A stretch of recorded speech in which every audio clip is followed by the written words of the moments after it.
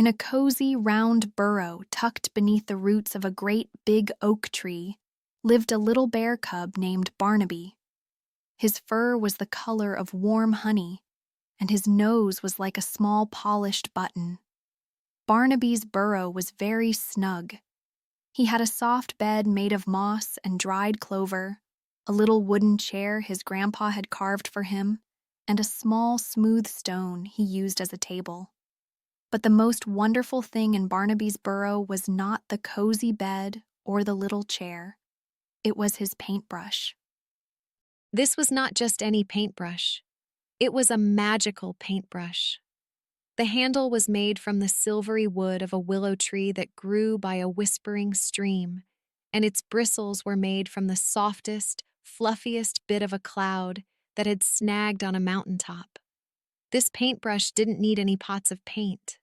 All Barnaby had to do was think of a color, and the very tip of the brush would begin to shimmer and glow with that exact shade. Barnaby only ever used his paintbrush at one time of day.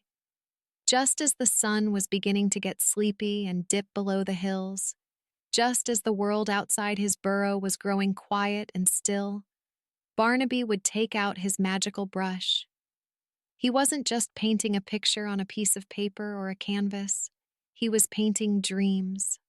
Tonight, as a gentle quiet settled over the forest, Barnaby felt a big, soft yawn stretch his little bare mouth.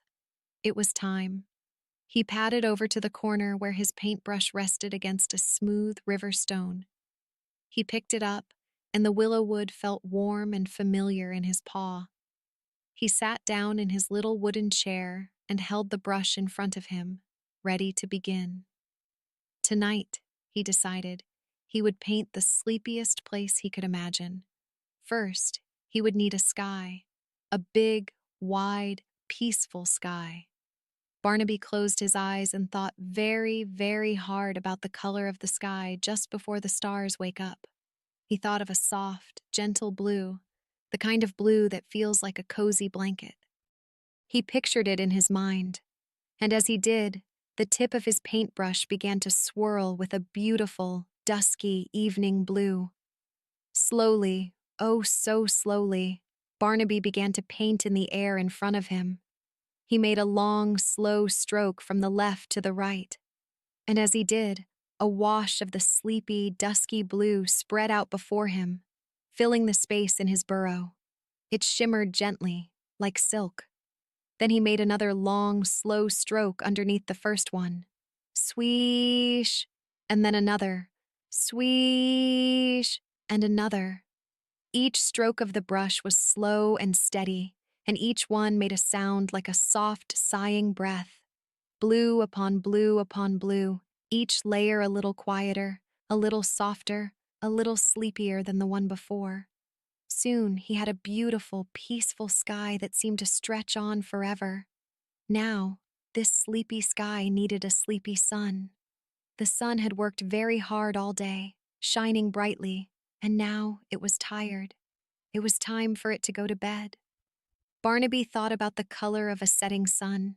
He thought of a warm, gentle orange, like a ripe peach, and the bristles of his brush shimmered and changed from blue to a soft, peachy orange. He painted a lovely, round circle in the corner of his sky.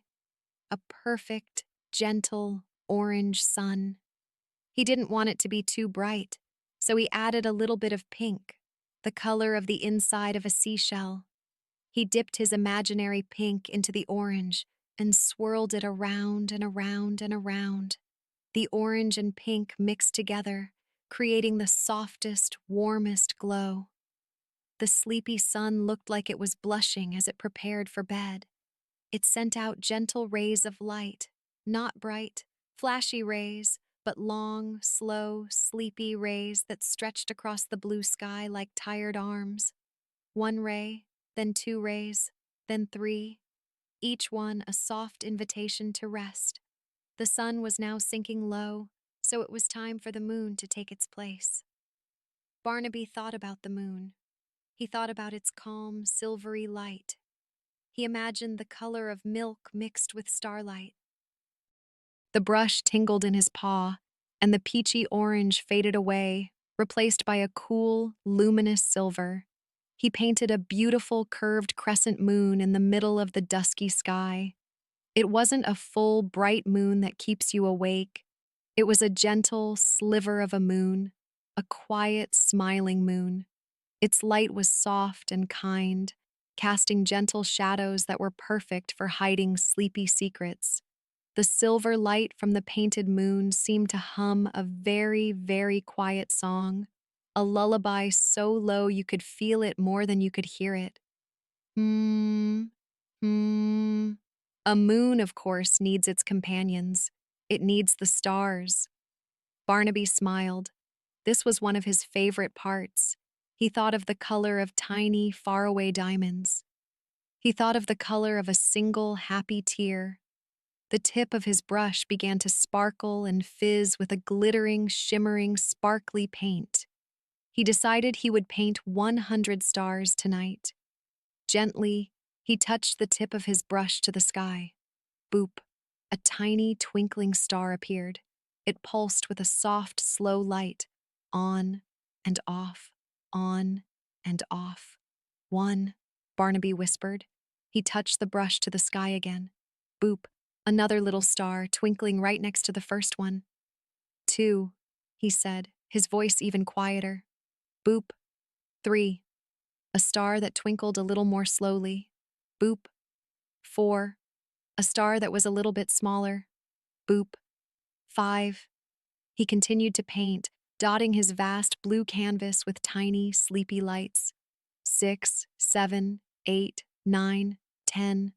A little family of stars, all blinking softly. He painted 20 stars, then 30. His paw moved slowly and rhythmically. Boop! A new star. Blink, blink, blink. His eyelids started to feel a little heavy. 40 stars, 50 stars. Each one was a tiny pinprick of gentle light, making the sky more and more beautiful, more and more peaceful. The only sounds were the soft boop of the brush and Barnaby's quiet counting. 60, 70, 80. He made a big sleepy dipper and a small sleepy dipper. 90, 91, 92. He yawned another big, wide, fuzzy bear yawn. His chin drooped for a moment. He was almost there. 98, 99, 100. He painted the last star right at the very top of the sky. It twinkled the slowest of all. The sky was now perfect, a deep, dark blue blanket dotted with 100 gently pulsing stars and a calm, smiling moon. Now Barnaby needed to paint the land underneath his sky. He thought of the softest, greenest moss you could ever imagine, the kind that grows in quiet parts of the forest and feels like velvet. The brush changed again, swirling with a deep, rich, mossy green. He painted rolling hills, not steep, pointy mountains, but low, soft, sleepy hills that looked like giant, slumbering animals. He painted one long, curved hill, whoosh, from one side of the picture to the other. Then he painted another one behind it, a little bit lighter, and another one behind that, even lighter still. They looked like soft, green waves on a calm ocean. He covered the hills in his velvety moss paint, making them look so soft you would want to lie down on them and have a nap. On one of the hills, he decided to paint a forest. He thought of the tall, strong trees that stood outside his burrow. He chose a deep, comforting brown for their trunks, the color of rich earth and hot cocoa. He painted one tree, two trees, three trees. He gave them big, strong roots that went deep, deep, deep into the ground, holding them steady. Then he used his mossy green again, mixed with a little bit of the sleepy, dusky blue, to paint the leaves. He didn't paint individual leaves. Instead, he painted soft, fluffy clumps of leaves, so they looked like big green cotton balls. They were so full and thick that they whispered when the breeze touched them. Shh, shh, shh. A sleepy world needs sleepy water. Barnaby decided to paint a river. He thought of a slow, lazy river that winds its way through the meadows. He didn't want a loud, rushing river. He wanted a quiet, gentle river. The brush swirled and shimmered into a liquid, silver blue, the color of the moon reflected on calm water.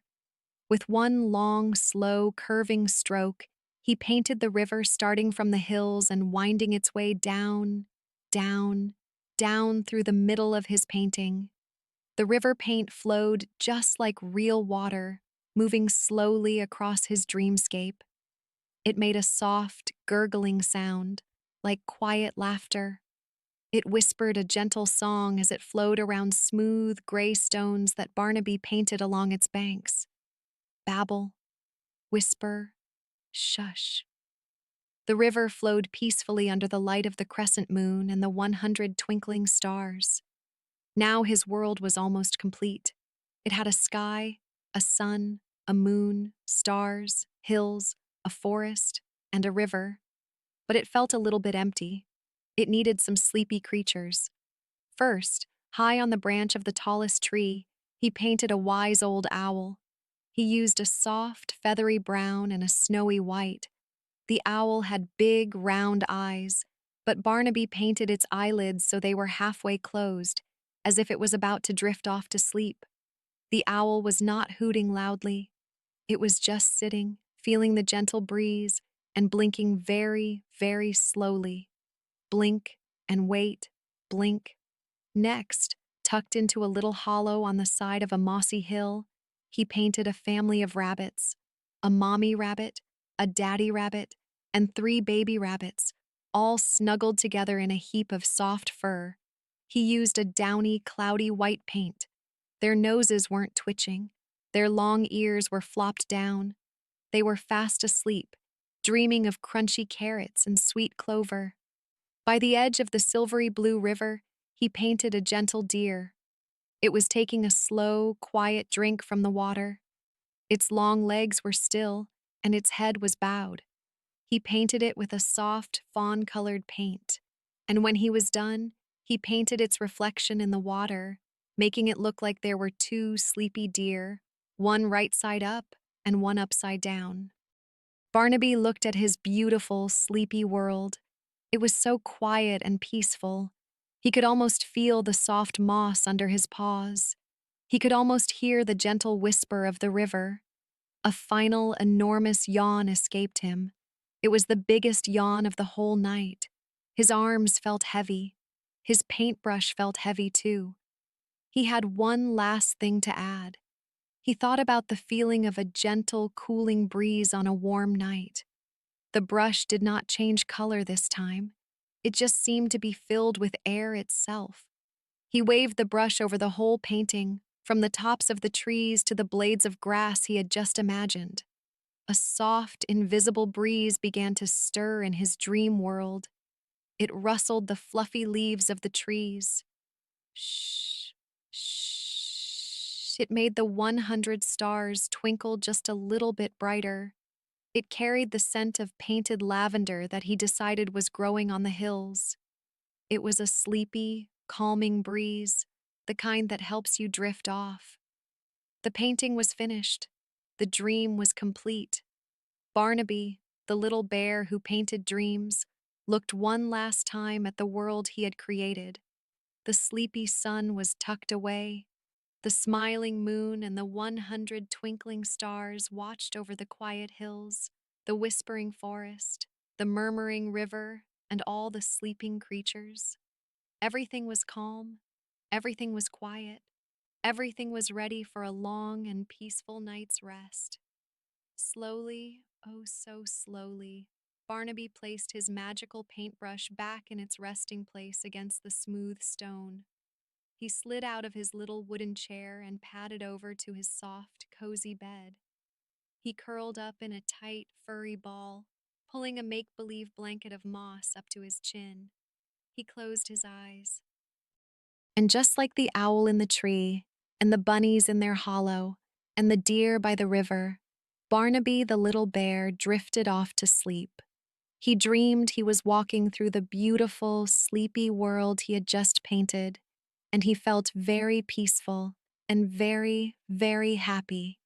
And as he slept, the painted world in his burrow slowly, gently faded away, leaving only the quiet dark and the sound of a little bear's soft, sleepy breathing, waiting for another night to paint another dream. And now it is time for you to close your eyes, just like Barnaby, and drift off into your own beautiful, sleepy dreams.